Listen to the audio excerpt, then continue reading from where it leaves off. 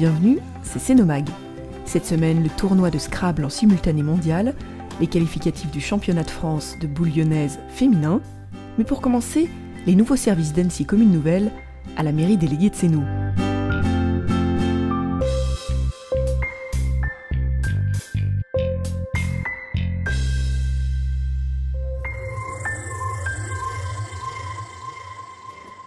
La galette était offerte aux agents qui travaillent à la mairie de Sénaux par Madame le maire jeudi 17 janvier dernier.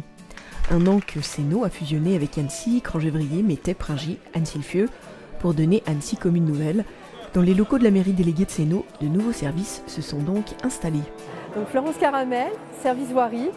Le service voirie a en charge l'entretien et l'exploitation routière. Donc ce sont des missions qui consistent à réparer, entretenir les routes, donc chaussées, bordures, remise à niveau de regards tampons, signalisation routière et le déneigement. Christophe Ferlin, je suis le directeur paysage et biodiversité. Alors tous vos services sont déménagés ici ou pas? Alors pas tout à fait, parce que c'est un service qui compte au final 150 agents. Par contre, effectivement, l'équipe de direction, en tout cas une partie, est basée à l'hôtel de ville de Sénaux depuis maintenant pratiquement 9 mois. Voilà, et on est parfaitement bien ici à l'hôtel de ville de Sénaux. Ça doit vous changer, vous étiez où avant? On était basé à l'hôtel de ville d'Annecy. Ce qu'on apprécie, ça a d'abord été l'accueil qu'on nous a réservé en arrivant. Et puis les locaux sont très bien adaptés. C'est une mairie qui est plus petite. Donc on travaille vraiment dans d'excellentes conditions ici à Sénaux. Sur les 150 agents qui travaillent aux espaces verts, seule une partie se situe à la mairie déléguée de Sénaux. Les autres se répartissent sur les 5 autres communes. Ils sont dispatchés sur toutes les communes déléguées en fait. On a un centre névralgique au nouveau centre horticole qui est à même pas 1 kilomètre d'ici. Et après on a des équipes basées sur toutes les communes déléguées qui distribuent l'ensemble du territoire. 350 personnes travaillent au département culturel de la commune nouvelle. 20 sont à Sénaux. Je suis Monique Vuania, donc je suis à la commune nouvelle, directrice donc du patrimoine, des sciences, des arts visuels et du tourisme culturel. Donc c'est le patrimoine historique, mais c'est aussi l'ensemble des patrimoines. On peut penser au patrimoine industriel, au patrimoine naturel, tout ce qui pour nous a une valeur de patrimoine et qui se transmet. Nous avons également les collections les musées, donc le musée Château, le Palais de Lille et également les archives municipales.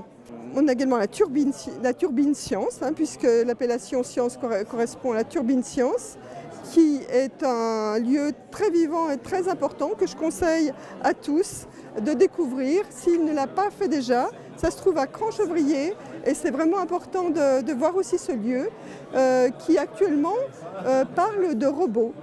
Tous ces mouvements de personnel ont permis de nettoyer les bureaux à fond. En témoignent Algia et Marie-Françoise, toutes deux agents d'entretien à Sénaux. Ça a brassé pas mal de poussière, quoi. Donc, Il a fallu s'adapter. ouais, voilà, quoi. Mais c'est un bien que ça ait brassé les meubles, justement, ça nous a permis de faire un peu plus à fond en temps ordinaire, quoi. Voilà, on a une meilleure qualité maintenant de travail, quoi. Annecy devient multiple, Annecy change de visage, Sénaux aussi. Tournoi de Scrabble en simultané mondial. Les 3 clubs d'Annecy Commune Nouvelle, les Scrablotins, le Scrabble Métézan et Annecy Scrabble organisaient un tournoi en simultané mondial à la Maison de Malaz à Sénaux ce samedi 13 janvier. Une soixantaine de joueurs venus du département, mais principalement du bassin annécien, sont venus se confronter à tous les joueurs de la francophonie. Écoutez, c'est l'épreuve que je préfère de tous les tournois, c'est ce que je préfère parce que c'est le simultané mondial. Et de penser que nous jouons la même partie dans tous ces pays francophones, moi ça m'émeut beaucoup. Et je n'ai jamais raté le simultané mondial. Je trouve que c'est vraiment une épreuve. Bon, en ce moment, vous voyez, il y en a qui ont déjà terminé. Je pense qu'au Liban, c'est fini. Au Québec, c'est pas commencé. En Afrique, c'est génial pour ça. Vraiment, je trouve que c'est une épreuve que j'aime bien. Bah ouais, ça fait un peu bizarre parce qu'on se dit qu'on fait tous la même partie, quoi. Là, c'est la première fois que je le fais, alors je découvre. Levez les bulletins. Chaque centre établit ses résultats et puis c'est centralisé au niveau de la Fédération française. Chacun envoie ses résultats et c'est centralisé. on en a les résultats dans les quelques jours qui suivent. Environ 4000 personnes participent à ce tournoi dans le monde entier. Le classement leur permettra de progresser ou non. Marie-Lou est 4B, mais le classement n'a pas d'importance pour elle.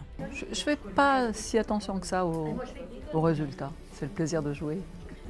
Normalement, c'est pour obtenir des points pour passer dans les classements supérieurs. Donc, si on veut vraiment passer dans une autre série, on s'applique. Il faut s'appliquer. Puis, on aime bien être dans les premiers. Très appliqué. Une dizaine de jeunes participaient également à ce tournoi et pour eux, challenge supplémentaire, les 10 premiers de leur catégorie iront au championnat de France à Paris. Mais comment les Scrablotins recrutent tous ces jeunes joueurs ? Eh bien, on les recrute dans les écoles. Voilà, donc on fait des interventions dans les écoles tous les ans. Et c'est comme ça qu'on arrive à les intéresser à la pratique de ce jeu. Déjà, j'aime bien les maths, du coup, à chaque fois, j'aime bien calculer. Et c'est bien parce que ça me fait améliorer en orthographe. L'esprit de compétition, et puis chercher vraiment des mots, et puis se rappeler de plein de mots. Oui, c'est la compétition des mots, je trouve. C'est un plaisir de chercher et puis de trouver. En plus, quand on a trouvé le bon mot, on est content. Le prochain tournoi aura lieu à Caperia le dimanche 20 mai. Ça y est, vous êtes convaincus ? Toutes les infos sont sur le site de la Fédération française de Scrabble, www.ffsc.fr.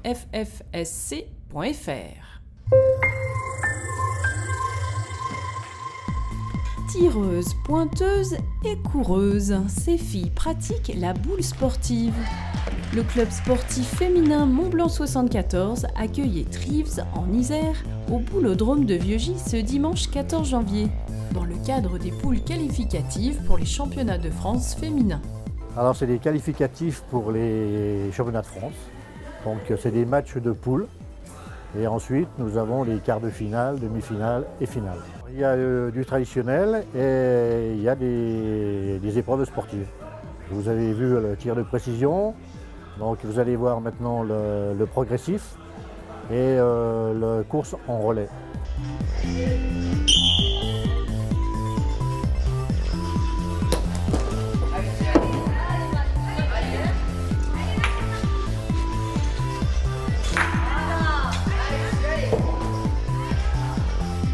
L'équipe féminine Mont-Blanc 74 regroupe des filles de toute la Haute-Savoie. 12 filles composent cette équipe de National 2, dont Isabelle Nombret, qui est déjà allée plusieurs fois au championnat de France. Je suis allée 5 fois au championnat de France. J'ai, avec Maëva Belmanuel, perdu en demi-finale de championnat de France de Béziers. J'ai fait demi-finale de Bellecour il y a 2 ans et l'année dernière, demi-finale Bellecour avec Lucie Deloche. Une équipe de tout âge puisque la plus jeune n'est même pas majeure, mais une équipe soudée qui a la gagne. C'est aussi l'entente. L'entente, si vous entendez bien, s'il y a un esprit d'équipe. Le club sportif, c'est vraiment 9 filles, mais 9 filles, 10, 15 dans l'équipe. Mais 15 filles qui sont soudées, qui encouragent, ça fait partie du jeu. Voilà. Et puis beaucoup d'entraînement. Moi, il faut dire, si vous vous entraînez pas, vous ne pouvez pas y arriver. C'est 3 entraînements par semaine. L'équipe Mont-Blanc 74 a réussi une belle performance ce dimanche 14 janvier. Elles ont remporté 29 points contre seulement 17 pour Trives. Nous leur souhaitons la même réussite le 4 février prochain contre Vérins-Tuellens, une équipe d'Isère, toujours au boulodrome de Vieux-Gy-Sénaux. Vous êtes les bienvenus pour les encourager.